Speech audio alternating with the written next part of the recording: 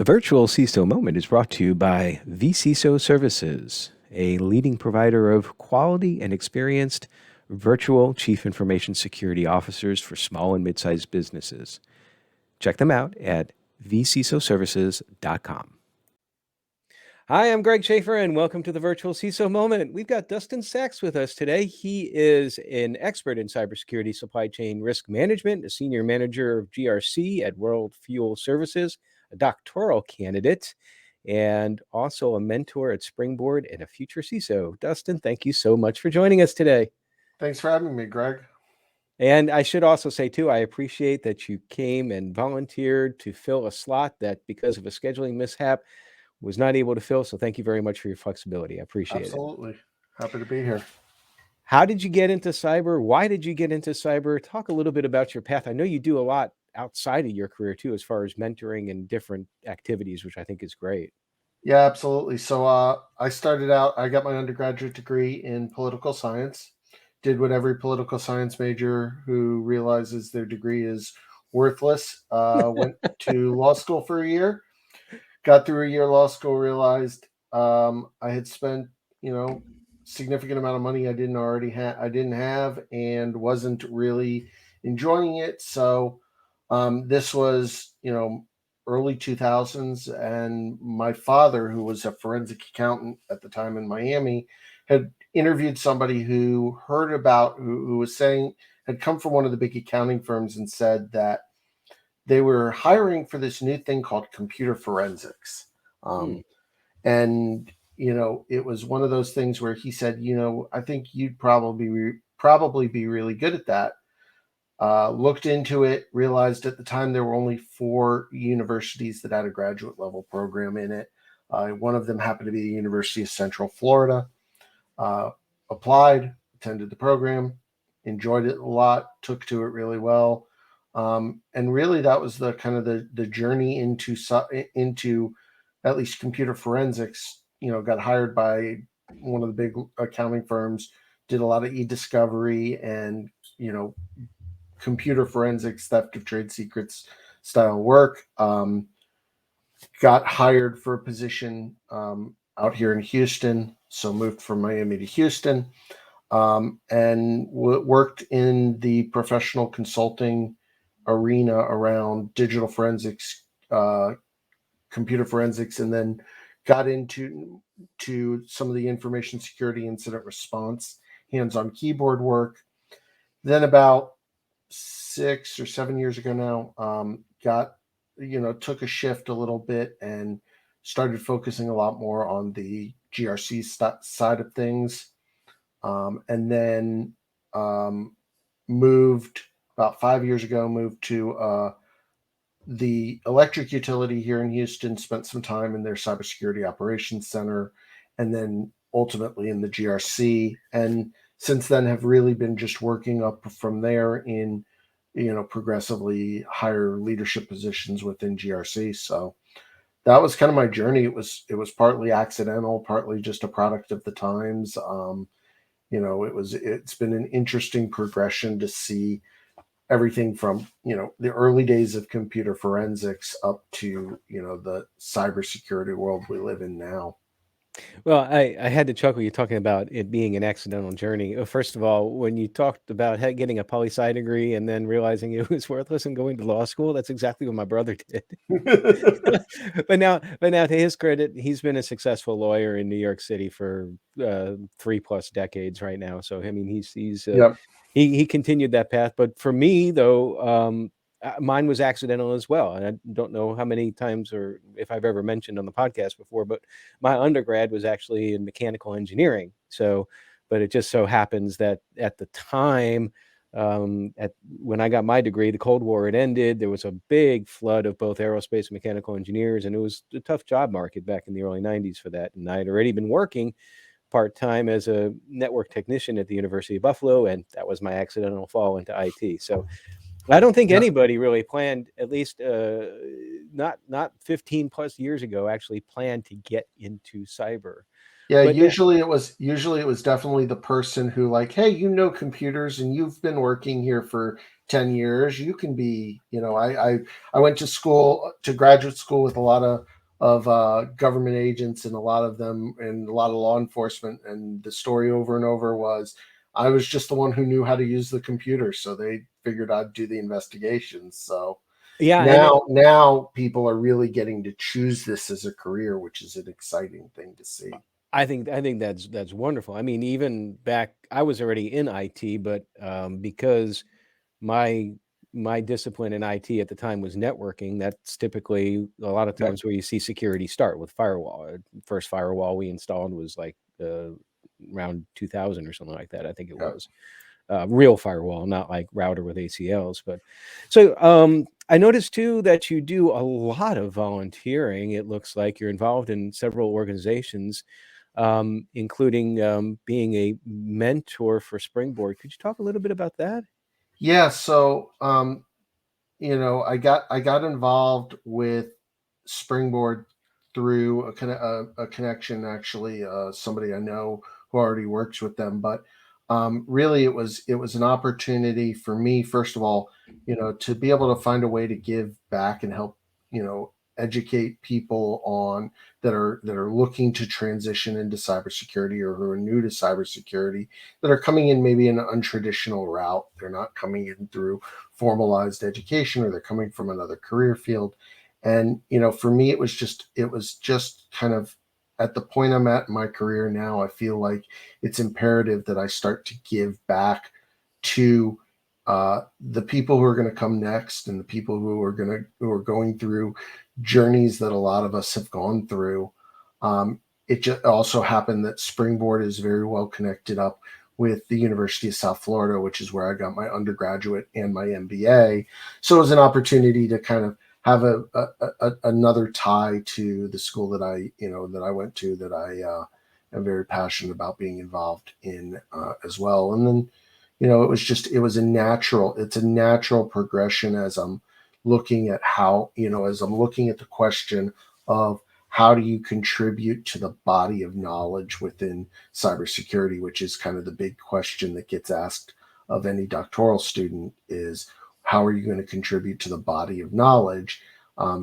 It kind of made sense that not only should I be writing some, and conducting some original research, but it also helps to take the knowledge I've learned and transfer it to other people, and help other people learn and be passionate about this industry that all of us are very passionate about. So Yeah, I think that's great. I think that so much as we advance further in our careers and in our age, I'm a couple years older than you, several, but I think it's just great to have that give back, because I think we have a responsibility actually to help foster the continued growth of cyber over the next generation, and um, doing all that uh, definitely is a part of that. Now, you mentioned before about thesis, I believe you were saying, and I know that in your profile you talked about you're a doctoral student.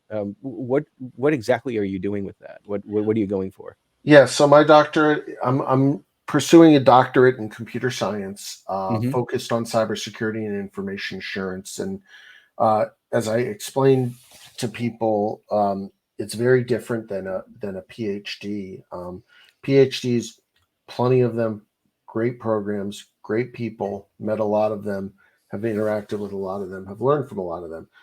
The difference between a PhD and a doctorate of computer science, or what they refer to as an earned doctorate, is that a PhD is very academic, very research focused, whereas do, the doctorates, like doctorate of computer science, are very much focused on the concept of scholar practitioner. They're looking at, how can you take what you're learning and apply it in the real world, and you're looking at the real world application of problems. So when we're working on coming up with what is our dissertation topic, it's not a topic that is, kind of pie in the sky or future looking, or something that may be theoretical. It's more of, I've found evidence of a problem or a gap or something that needs to be investigated, and I'm going to investigate it. And by doing that, I'm going to provide some sort of practical application other than just apply just submitting a document that's going to get read by academics and probably not ever translated into the practical world. So it's a little bit of a different spin. Again, PhD programs, fantastic. A lot of them are good. I know a lot of people who've gotten PhD specifically, but there is a subtle nuance to them, and I think it sometimes gets lost. But at the same time, I know a number of people who've gotten PhDs that are using their PhDs in a practical sense. So they're Right. kind of bridging that gap. Well, kudos to that as well too. I thought about maybe pursuing a PhD. I ended up going back for my master's, and going back to school and working full time was difficult. And Yeah, right now at 55, I absolutely. Yeah. don't think I'm going to go back and do anything else. I think I'm kind of done with the formal training. But so you've got a very varied experience. What From your perspective, what would be a significant threat right now, since part of this podcast is for advice for small and mid-sized businesses, and what would be a big threat that you would think right now would be more significant now, or advice if you had that to give to small and mid-sized businesses? Yeah, I mean, I think there's still a mentality, and there has been for a number of years by small and medium-sized businesses, that they're not a big enough target for an attack. And I think that that's a bit of an ostrich with their head in the sand kind of mentality that I think we've seen be disproved, time and time again. Is it doesn't matter the size of your business. Every business is susceptible to cyber attack and to um, the various types of attacks that are out there. Ransomware doesn't care if you're a Fortune 100 company or if you're a small mom and pop. They're the ransomware, phishing kind of attacks are all focused on this concept of spray and pray. Put out as many of these attacks as I can, and hopefully I'll convert. If I convert 1% of the people that I attack to actual victims, then I've been successful. Um, I think the other challenge is that small and medium sized businesses have limited. I think one of the biggest challenges and one of the biggest um, kind of threats, I would say, or just issues, is that small medium sized businesses often don't have the same level of tools available to them, or are not capable, don't have the budget to support necessarily the kinds of tools that the Fortune 100, Fortune 500 style companies have. And there aren't a lot of vendors out there. There are more and more, but there are not a lot of vendors that are really playing to that small to medium sized business when it comes to the traditional security tools. You're not going to get, and there are very few, or there are a growing number, but there are very few RSA Archer style GRC tools available for small to medium sized businesses that don't require a lot of overhead. Or there's some that are coming out more and more. There's some that are definitely targeting that more and more.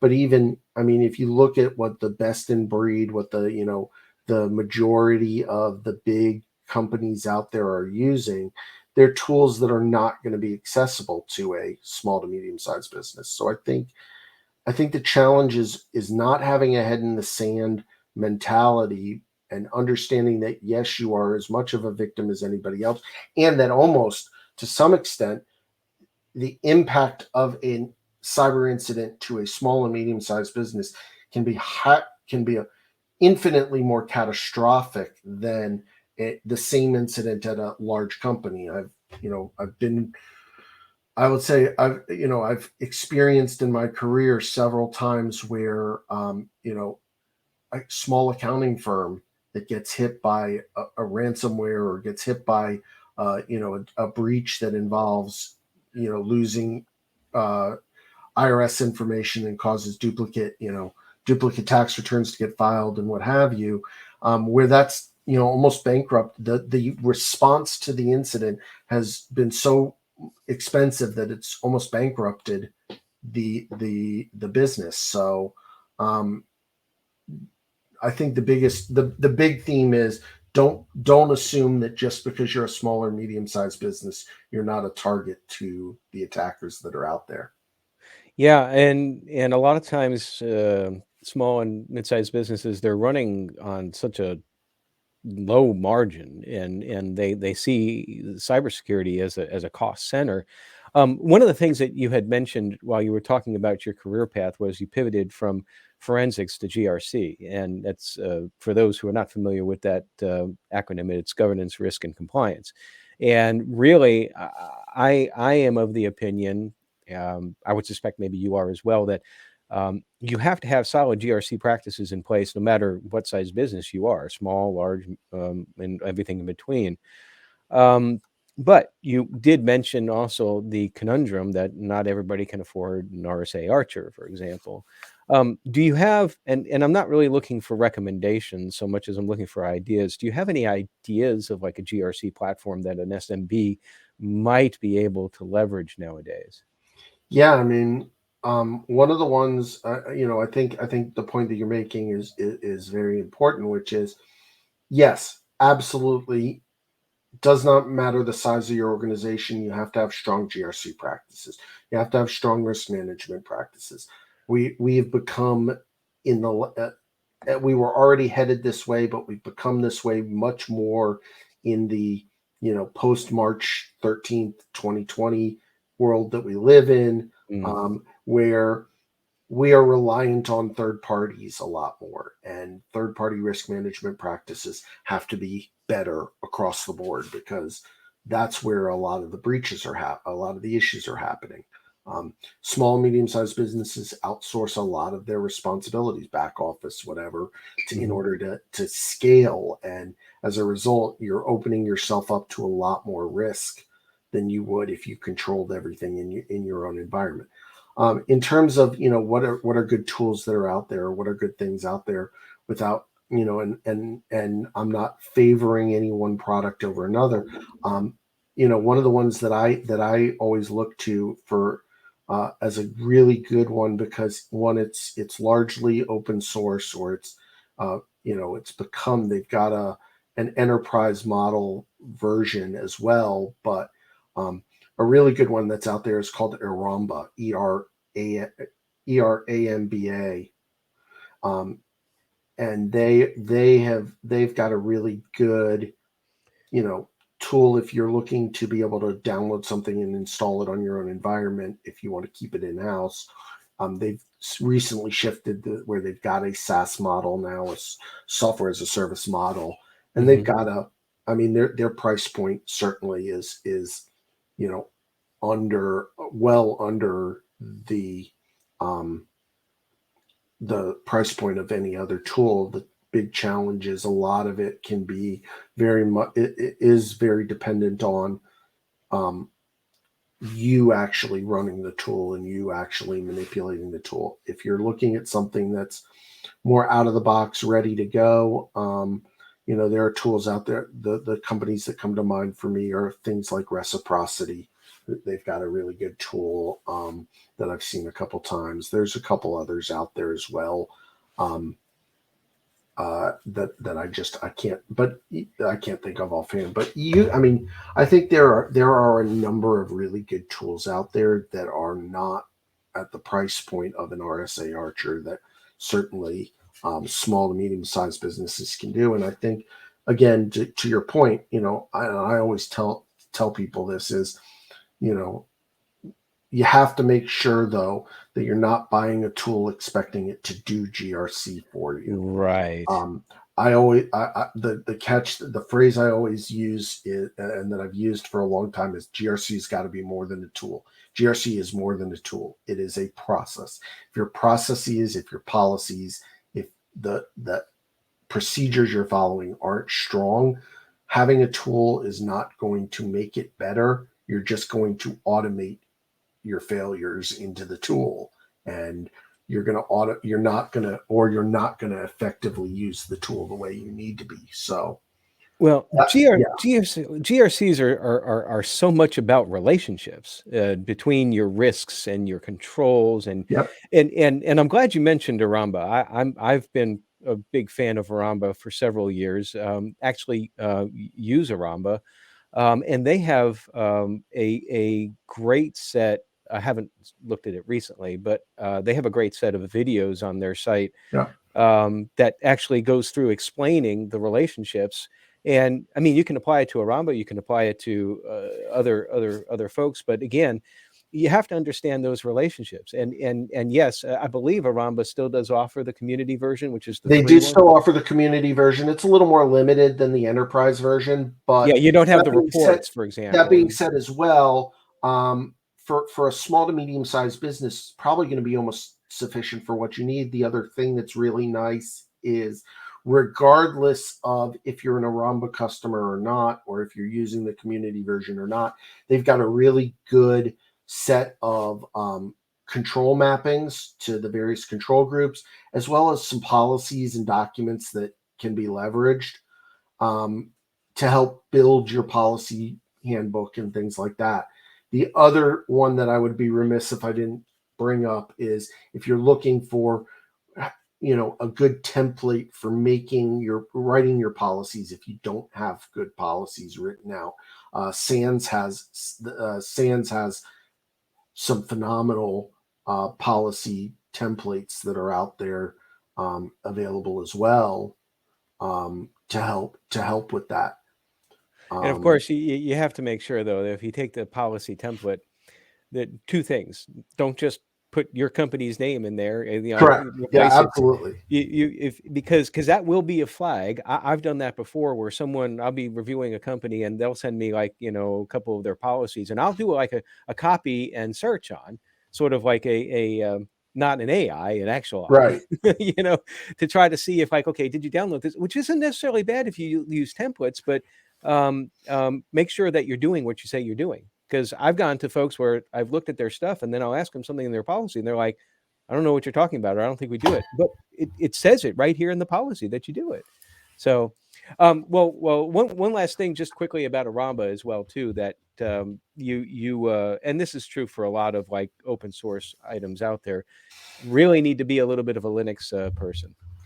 Yeah. Yeah, they've made it a little easier. They certainly have virtual images versions now that you can Mhm. download that are easier to run out of the box. But yeah, you will want to have at least some Linux experience for sure. Well, I jumped into Aramba back about 4 years ago, was when I first was Yeah. exposed to it, and maybe 3 or 4 years ago.